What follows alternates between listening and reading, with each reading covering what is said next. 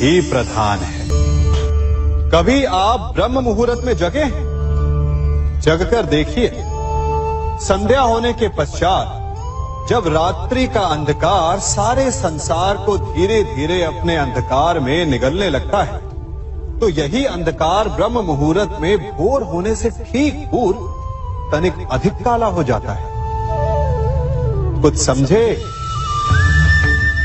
हमारा जीवन भी कुछ ऐसा ही होता है। जब हमारे जीवन की समस्याएं अपने अंत पर होती है, तो यही समस्याएं एक भीषण रूप लेकर हमारे समक्ष प्रस्तुत हो जाती है और ऐसे परिस्थिति में अधिकतर लोग हार मान जाते हैं, भय खा जाते हैं। परंतु यदि आप हार न माने, भय न खाएं, दृढ़ रहें, निरंतर आगे बढ़ते रहें, तो प्रकाश के रूप में हमारा स्वागत करने के लिए सूर्य उदय सदा हमारे समक्ष प्रस्तुत रहेगा।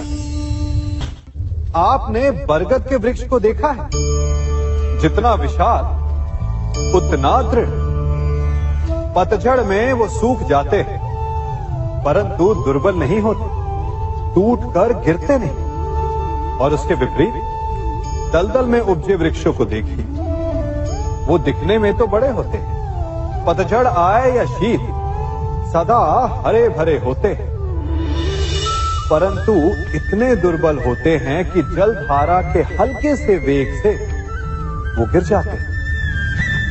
परंतु ऐसा क्यों होता है? कारण है जड़ें।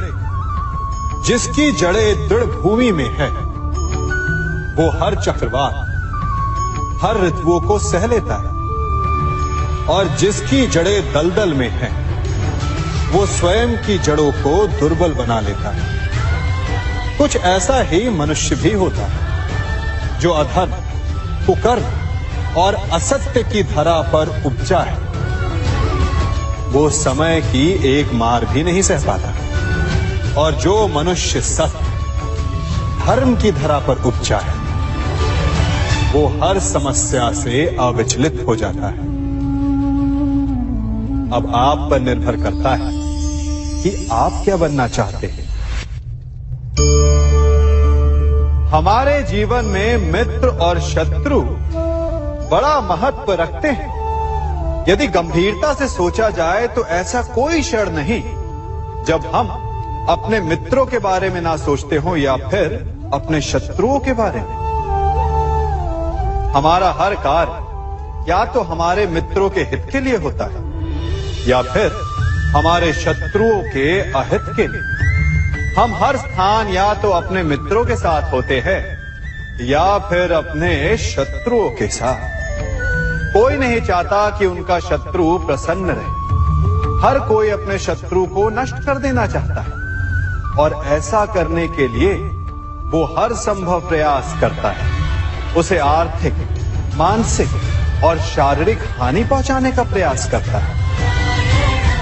परंतु यदि मैं आज आपको ऐसा मंत्र सिखाऊं जिससे आप अपने शत्रु को सदा के लिए नष्ट कर दे तो, और वो मंत्र है मित्र बनाना। अपने सभी शत्रुओं को अपना मित्र बना लीजिए और आपके सारे शत्रु स्वतः ही समाप्त हो जाएंगे। मैं क्या कर रहा हूं? मैं दिए प्रज्वलित कर रहा हूं ताकि अंधकार को मिटा सकूं। अब आप कहेंगे कि इसमें कौन सी बड़ी बात है ना? परंतु इसमें महत्वपूर्ण बात समझने के लिए यह है कि मैं क्या नहीं कर रहा हूं, और मैं अंधकार नहीं कर रहा हूं। क्योंकि अंधकार को मिटाने के लिए प्रकाश का अस्त्र तो उठाना ही पड़ता है। बुराई को बुराई से नहीं, अच्छाई से जीता जाता है। अन्याय को अन्याय से नहीं, न्याय से लड़ा जाता है। क्रोध को क्रोध से नहीं, क्षमा का साथ लेना होता है। ठीक उसी प्रकार एक लोहा लोहे को काटता है, परंतु एक ठंडा लोहा ही गर्म लोहे को काट सकता है। इसलिए यदि आपको अपने जीवन में विजयी होना है तो अपने शस्त्रों को, अपने अस्त्रों को सोच समझ कर उठाइए क्योंकि एक अनुचित सोच परिणाम पर भारी प्रभाव डाल सकती है। आप सब सोच रहे होंगे कि ये क्या मैं करने लगा। मैं इस पौधे को जड़ से उखाड़ रहा हूं। आश्चर्य हो रहा है ना कि एक पौधे को उखाड़ना या काटना ना केवल एक अपराध है अपितु पाप भी है। तो फिर मुझे ऐसा करने की क्या आवश्यकता पड़ गई? क्योंकि कई बार विनाश ही सृजन तक पहुंचाता है। यदि नया भवन बनाना हो तो पुराने भवन को गिराना पड़ता है। व्यवस्था को परिवर्तित करने के लिए क्रांति लानी पड़ती है। और उसी प्रकार यदि किसी वृक्ष या किसी पौधे की जड़ों में घुन लग जाए या उसका मूल सड़ जाए तो उसे जड़ से उखाड़ देना ही श्रेयस्कर होता है, ताकि उस स्थल पर नए पौधे उपज सके। युद्ध करना पर्याय नहीं, परंतु कभी कभी शांति के लिए युद्ध करना आवश्यक हो जाता है। संसार में सबसे श्रेष्ठ क्या है? फूल या कांटे, प्रेम या घृणा, संपन्नता या दरिद्रता, मित्र या शत्रु?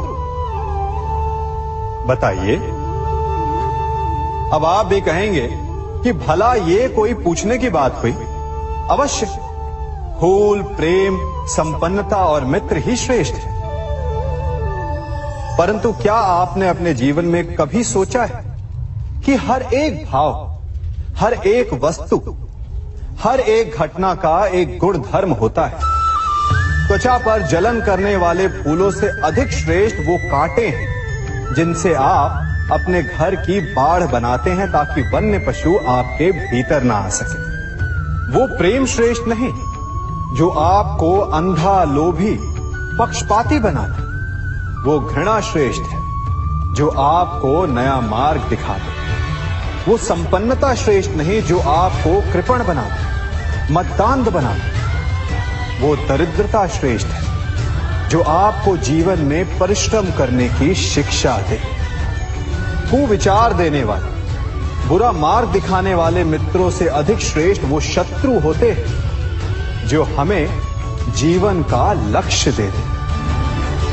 इसलिए अपने जीवन में हर वस्तु, हर भाव, हर घटना के गुण धर्म को पहचानिए और उसके पश्चात अपना चयन कीजिए।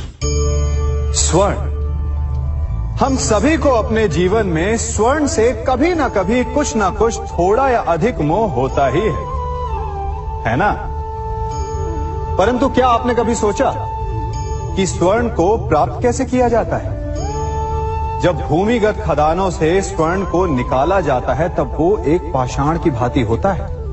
ऐसा पाषाण जिससे आप किसी को भी मार सकते हैं, परंतु उसे आभूषण के रूप में स्वयं के शरीर पर धारण नहीं कर सकते। यदि उसे आभूषण बनाना है तो उसे लंबी यात्राएं करनी होती है। उस पाषाण को पिघलना होता है। सुनार के हथौड़ी की अनेकों चोटें खानी पड़ती है। फिर काट छाट और उसके पश्चात जाकर वो ऐसा आभूषण बनता है जो हमें वर्षों तक, सदियों तक लुभाता रहता है। इसलिए यदि आपको समय पर विजय पानी है तो स्वयं के निर्माण पर समय देना होगा। हम सभी सुनते आए कि जो वीर होता है, साहसी होता है, शौर्यवान होता है, उसके समक्ष सारा संसार झुकता है। वीर भोग्य वसुंधर। परंतु वीरता है क्या? शौर्य क्या है? साहस क्या है? साहस युद्ध नहीं, वीरता विजय नहीं, शौर्य कभी ना गिरना नहीं। साहस किसी चुनौती के समक्ष खड़े होने का भाव है, तो वीरता उस चुनौती को उत्तर देने के लिए पूर्ण परिश्रम लगा देना है। और शौर्य का अर्थ है गिरकर फिर से उठने का साहस रखना, बार बार प्रहार करके वीरता दिखाना, निरंतर प्रयास करते रहना, निरंतर परिश्रम करते रहना।